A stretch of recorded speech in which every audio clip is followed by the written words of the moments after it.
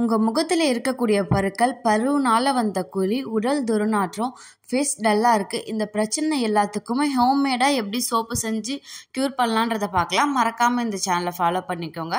அதுக்கு ஃபர்ஸ்ட் நான் 100 கிராம் அளவுக்கு கிளிசரின் சோப் எடுத்திருக்கேன். இதை டபுள் பாய்லர் மெத்தடில் பாயில் பண்ணும். மறக்காதீங்க, சல்ஃபைட் பேராபென் ஃப்ரீயாக இருக்கிற சோப் வாங்கினா ஸ்கின்னுக்கு நல்லது. இப்போ அரைக்கக்கூடிய இன்க்ரீடியன்ட் பசு மஞ்சள், ஆலோவேரா, இது கூட கற்பூரவள்ளி சேர்த்துருக்கேன். இது மூணுமே உங்கள் ஸ்கின்னை ப்ரொடெக்ட் பண்ணும். இதுக்கப்புறமா கற்பூரவள்ளி, துளசி, குப்பைமேனி, இது ரெண்டும் உங்களுக்கு பரு வராமல் தடுக்கும். கொய்யா இலை பருவுனால் வந்த வடு மறையறதுக்கு ரொம்பவே யூஸ் பண்ணும். இது எல்லாத்தையுமே குட்டி குட்டியாக கட் பண்ணி வச்சுக்கிட்டு மிக்சர் ஜாரில் சேர்த்துக்கோங்க. இதை ஃபைன் பேஸ்ட்டாக நல்லா அரைச்சி எடுக்க போகிறோம். இப்படி செய்கிறதுனால உங்கள் உடலில் வர துர்நாற்றம், பரு பிரச்சனை எல்லாமே க்யூர் ஆகி கொடுக்கும். இந்த சோப் அவ்வளோ வாசமாக இருக்கும். ரெகுலராக 2 டைம்ஸ் ட்ரை பண்ணி பாருங்கள், நல்ல ரிசல்ட் கொடுக்கும்.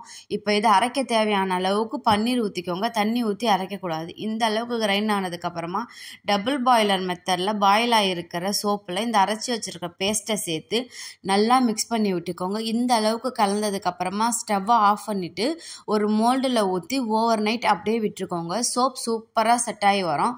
இந்த ஒரு சோப்பே உங்களுக்கு 1 மாதம் போல் தாராளமாக வரும். கண்டிப்பாக ட்ரை பண்ணி பாருங்கள். வாசம் அவ்வளோ சூப்பராக இருக்கும். இதே மாதிரி வீடியோஸ் ரெகுலராக பார்க்கணுன்னா மறக்காமல் சஜ்ஜன் ப்ரெஸ் vlog ஃபாலோ பண்ணிக்கோங்க. அது இல்லாமல் உங்களுக்கு வேறு ஏதாவது சோப்பு வேணும்னு நினச்சிங்கன்னா கமெண்ட்டில் சொல்லுங்கள். அடுத்து கண்டிப்பாக ட்ரை பண்ணி பார்க்குறேன். சோப் மட்டும் இல்லை, நிறையா ரெசிபீஸ் கூட என்னோடய சேனலில் இருக்குது. அதையும் செக் பண்ணி பார்த்துட்டு உங்கள் சப்போர்ட் எனக்கு கொடுங்க. இந்த வீடியோ பிடிச்சிருந்தா மறக்காமல் லைக் பண்ணிக்கோங்க. தேங்க்ஸ் ஃபார் வாட்சிங்.